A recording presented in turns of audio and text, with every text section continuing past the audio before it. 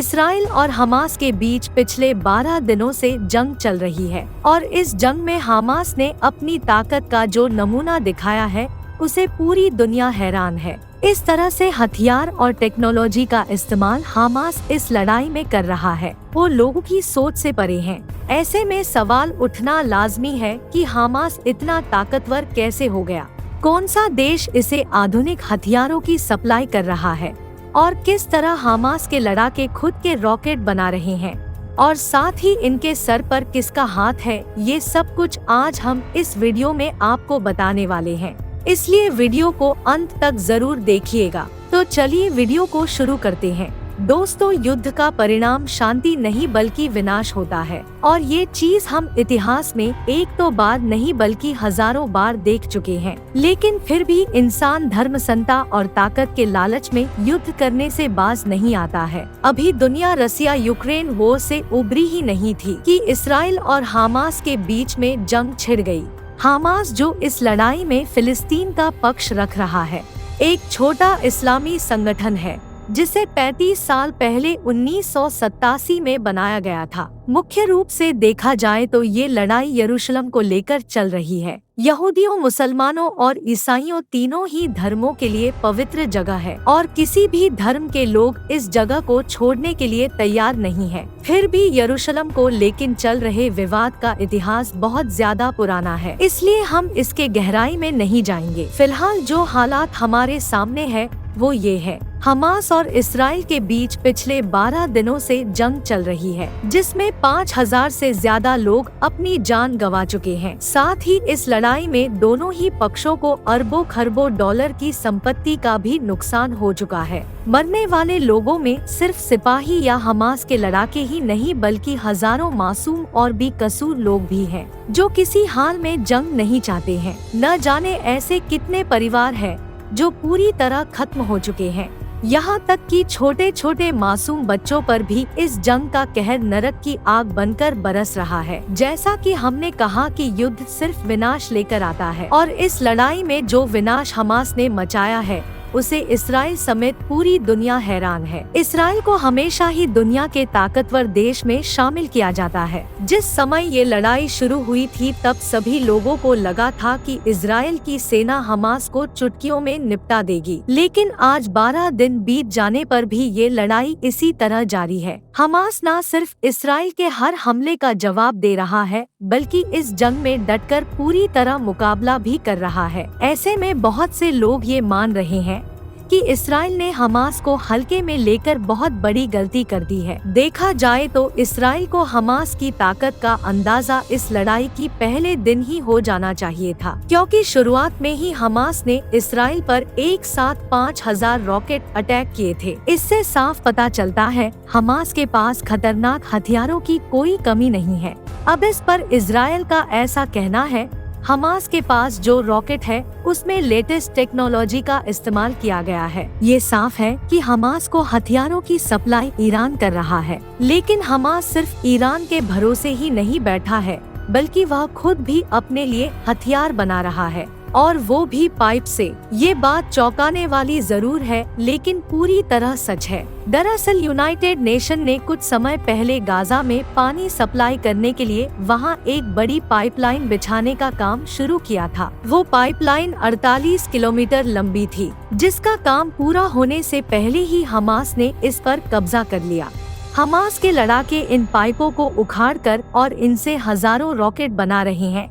इससे यह बात पूरी तरह साफ हो जाती है कि हमास के पास टेक्नोलॉजी की कोई कमी नहीं है और उसे कहीं से हथियार न भी मिले तो खुद के लिए हथियार बनाने में पूरी तरह से सक्षम है।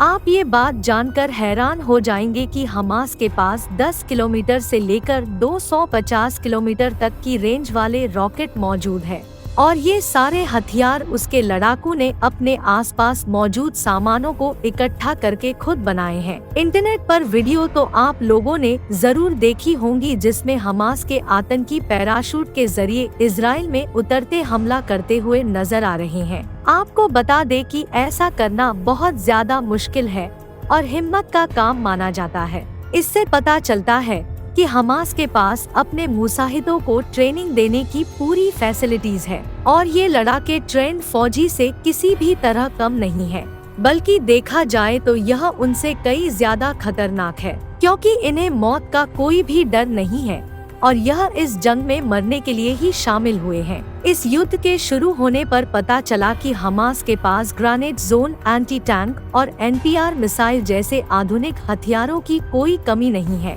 यही वजह है कि हमास जैसा छोटा संगठन इस्राइल जैसे ताकतवर देश के सामने झुकने के लिए तैयार नहीं है। साथ ही 1000 के लोगों को भी भरोसा दिला रहा है वो युद्ध के डर से अपनी जगह ना छोड़े, क्योंकि हमास के अनुसार उस लड़ाई में जीत उन्हीं की होने वाली है। वैसे इस्राइल और हमास के बीच होने वाली ये पहली जंग नहीं है, बल्कि इससे पहले भी इनके बीच में कई बार जंग छिड़ चुकी है। इस बार हमास इतना मजबूत तरीके से इस लड़ाई में उतरा है, उतना पहले कभी नजर नहीं आया। साल 1990 के दौरान जब हमास के पास सिर्फ 10,000 लड़ाके थे और सूत्रों के अनुसार यह संख्या अब 40,000 के ऊपर पहुंच चुकी है। इतना ही नहीं, कुछ रिपोर्ट तो यह भी साफ करती है कि ये नंबर 40,000 से कई ज्यादा है। हमास के ये आतंकी इतने माहिर और ट्रेंड है कि उन्हें हथियार चलाने से लेकर हथियार बनाने तक की नॉलेज है। साथ ही यह इस लड़ाई में लेटेस्ट टेक्नोलॉजी का भी पूरा इस्तेमाल कर रहे हैं। आपको बता दें कि जिस समय यह लड़ाई शुरू हुई थी तब इजराइल में घुसपैठ करते हुए हमास ने सबसे पहले बॉर्डर पर लगे सेंसर को नष्ट किया था, जिससे कि कम्युनिकेशन बाधित किया जा सके और उनका ऐसा करना हमास के लिए काफी हद तक फायदेमंद साबित हुआ है। जाहिर होता है कि हमास अब सिर्फ जोश ही नहीं बल्कि होश में रहकर अपने दिमाग का इस्तेमाल करते हुए बहुत ही टेक्निकली इस लड़ाई को लड़ रहा है। लेकिन हमास इतना सब कुछ खुद से कैसे कर सकता है बिना किसी की मदद से? यह सब कर पाना किसी भी हाल में मुमकिन नहीं है। ऐसे में जाहिर सी बात है कि इसके सर पर किसी का हाथ तो जरूर है। इस बात पर इजराइल का आरोप है कि हमास को इतना ताकतवर बनाने में ईरान और लेबनान का बहुत बड़ा हाथ है। सूत्रों की माने तो हमास को हथियार सप्लाई करने, इनके लड़ाकों को ट्रेनिंग देने और हथियार बनाने के प्रशिक्षण की जिम्मेदारी इन्हीं दोनों देशों ने उठाई है। अब आपके मन में यह सवाल उठ रहा होगा कि इस्राइल को यह सारी चीजें पहले से मालूम थी तो उन्होंने इसको रोका क्यों नहीं? क्यों उन्होंने हमास को इतना ताकतवर होने दिया? असल में दोस्तों, हमास, ईरान और लेबनान के बीच यह सारी चीजें गुप्त तरीके से की जाती थी। हथियार सप्लाई करने के लिए उन्होंने गुप्त सुरंग बनाई हुई थी, जिनके बारे में इजराइल के इंटेलिजेंस के एजेंसी मौसद को भी भनक नहीं थी। और यह सारी चीज जंग शुरू होने के बाद इजराइल को समझ में आया। अभी तक की बात करें तो इस युद्ध में हजारों लोगों की जान जा चुकी है और दोनों तरफ से फिलहाल यह लड़ाई रुकती हुई नहीं दिखाई दे रही है। दुनिया के कई देश इस युद्ध को खत्म करने की कोशिश में लगे हुए हैं, क्योंकि जब दो देश आपस में लड़ते हैं तो नुकसान पूरी दुनिया को उठाना पड़ता है। तो अब आगे लड़ाई कहां जाकर रुकती है ये देखने वाली बात होगी। वैसे आप सभी लोग इस युद्ध के बारे में क्या सोचते हैं? अपने विचार कमेंट बॉक्स में जरूर बताइएगा और इस वीडियो पर एक लाइक जरूर करना और अपने मित्रों के साथ शेयर करना ना भूलिएगा, ताकि उनको भी ये इन्फॉर्मेशन मिल सके। और चैनल को तुरंत सब्सक्राइब कर लीजिए ताकि और भी जानकारी से जुड़ी वीडियो आपको मिल सके।